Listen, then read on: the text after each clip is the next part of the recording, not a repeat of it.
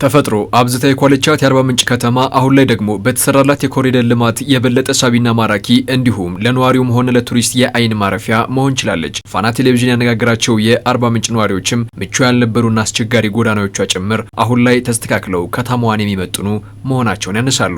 ከዚህ በፊት መንገድ ብዙም ትራንስፖርት አማራጭ ብዙም አይሽከረከርበትም ነበር። አሁን ብዙ ሞተሮችም መኪኖችም አሁን ደግሞ በጣም ሰፋ ብሎ የተሰራው ለተገልጋይ በጣም ጥሩ ነው። አርባ ምንጭ እኮ እንደ እድገቱ አይደለም። እስከ ዛሬ ድረስ ረጅም እድሜ ያስቆጠረች ሀገር ናት። ግን አሁን ላይ እየታየ ያለው ይሄ ኮሪደር ልማት እየተሰራ ያለው በአካባቢው በየመንገዱ ላይ የሚደረገው ለውጥ እጅግ በጣም አስደሳች ነው። በእውነት እንደኔ ለኔ አስደሳች ነው። ኮሪደሩ አርባ ምንጭ መጀመሪያ ውብ ነበረች፣ ውበቷን ጨምሯል። ውበቷን ወደዛ ቱሪስት ከተማ ናት። የቱሪስት መስህብ ያላት ከተማ ናት። አሁን መስህብነቱን የጨመረ ስራ ነው ኮሪደር ልማት ያደረገው። በጣም ከፍተኛ አድናቆት አለኝ፣ ድጋፍ አለኝ። ሽማግሌዎች በዚህ መንገድ ሲሄዱ ሲጎበኙ የሚሰራበት ሄደው ሲያዩ እጅግ በጣም ተደሳች ናቸው። ስለዚህ የኮሪደር ልማቱ የከተማውን ውበት ለውጧል። ስለዚህ አርባ ምንጭ የቱሪስት መስህብ ናት የሚለው ቋንቋ መልሶል ማምጣት የሚደረገው ጥረት በጣም ከፍተኛ ነው። አርባ ምንጭ ከተማ በተፈጥሮ የታደለች ከመሆኗ ጋር ተያይዞ አሁን ላይ በተለያዩ ሎቶች እየተገነቡ የሚገኙት የኮሪደር ልማቶች የከተማዋን የቱሪዝም ተመራጭነት ያሳድጋሉ። የአርባ ምንጭ ከተማ አስተዳደርም በመጀመሪያው ምዕራፍ ወደ 5 ኪሎ ሜትር የሚጠጋ የኮሪደር ልማት ማከናወን ችሏል። 3 ሎቶችን በመጀመሪያው ምዕራፍ ጀምረናል።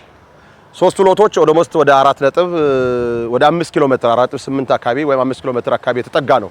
ጫፉ ድረስ ሲደርስ 5ም ይሞላል። ስለዚህ 5 ኪሎ ሜትሩን ኦልሞስት ወደ ማጠናቀቅ ደረጃ ላይ ደርሰን እያለን ኮሪደሩን ልማቱን ከፍ ማድረግ አለብን ብለን 40/42 የሚለውን ደረጃ እንግዲህ 40/42 ማለት 40 ምንጮችን ያሳያል። የከተማው የስሟ መጠሪያ መነሻ ነው። እንግዲህ 40 ምንጮች 42 ማለት ደግሞ በጋሞ 42 ደረጃዎች አሉ። አንድ ላይ 40/42 ብለን ያን ደረጃ እንግዲህ 40 ስቴርኬዞች ያንዳንዳቸው 42 ጊዜ ሲባዛ ወደ 1680 ደረጃ ሰርተን ልክ የኮሪደሩ ላይ ኮኔክትድ ሆኖ ምንጩ ጋር ይደርሳል። አርባ ምንጭ አሁን ላይ ሁለተኛውን የኮሪደር ልማት በስፋት የጀመረች ሲሆን ስራው ደግሞ ትዕምርታዊ ውክልና ባለው የለውጡ 8 ዓመታትና ከተማዋ የተቆረቆረችበትን የ63 ዓመት ዕድሜ ጋር እንዲተሳሰል አድርጓል። 63 ረጅም ዓመታትን የሁሉ ጸጋ ይዛ ብዙም ሳታድግ በባለፉ መንግስታት ተረስታ ቆይታ ቢሆንም ምስጋና ለለውጡ መንግስት ይግባውና ትኩረት ሰጥቶ በተለይ የለውጡ መሐንዲስ የሆኑት ክቡር ጠቅላይ ሚኒስትራችን በልዩ እይታ አርባ ምንጭ ባላት ጸጋ ልክ በደንብ ተረድተው አርባ ምንጭን በዚህ ልክ እንድታድግ ከሰጡት ትኩረት አንፃር ትኩረቱ ደግሞ ከቃል ባለፈ በተግባር የገለጡ ስለሆነ ያሳዩ ስለሆነ ገበታ ለትውልድን የመሰለ ታላቅ ፕሮጀክት የአርባ ምንጭ ቅድም ያልናቸው ጸጋዎቻችን በሙሉ ወንዛችንን፣ ሐይቆቻችን፣ ተራሮቻችን፣ ምንጮቹን፣ ጫካውን 40/42 ምንጮቹን መግቢያው ላይ ታገኛለ። ዱቡሻ ስርዓት አለ።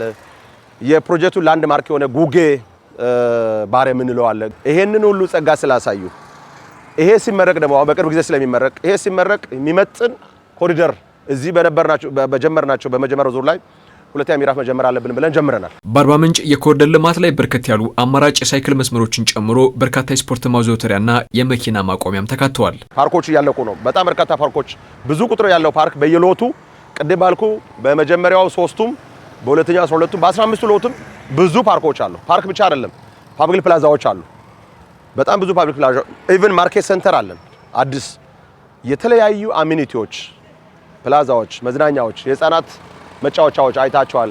የእግር ኳስ ሜዳ ያዋቂ የህፃናት አሁን እዚህ ታችኛው ላይ 3-in-1 ባስኬትቦል፣ ቮሊቦል፣ የእጅ ኳስ፣ እግር ኳስ አንድ ላይ አገልግሎት የሚሰጡ ህፃናት የሚዝናኑበት፣ አዋቂዎች የሚዝናኑበት፣ አዛውንቶቹ የሚዝናኑበት፣ ወክ የሚያደርጉበት አውትዶር ጂሞች በርከት ያሉ አሚኒቲዎችን የያዙ ስፖርት ማዘውተሪያዎቹ ጭምር ያሉት እነኚህ ሁሉ ስራዎች ተዳምረው ወደ አርባ ምንጭ ለጉብኝት የሚሄደውን ቱሪስት ቆይታ ማራዘም ያስችላሉ። ከዚህ በፊት 1 እና 2 ቀን ነባር የተፈጥሮ ወይም የባህላዊ መስህቦቻችን ይጎበኝ የነበረ ቱሪስት አሁን ይሄ ሁሉ ስንጨምር የቆይታውን ጊዜ 5ም 6ም 7ም ቀን ሊሆን ይችላል።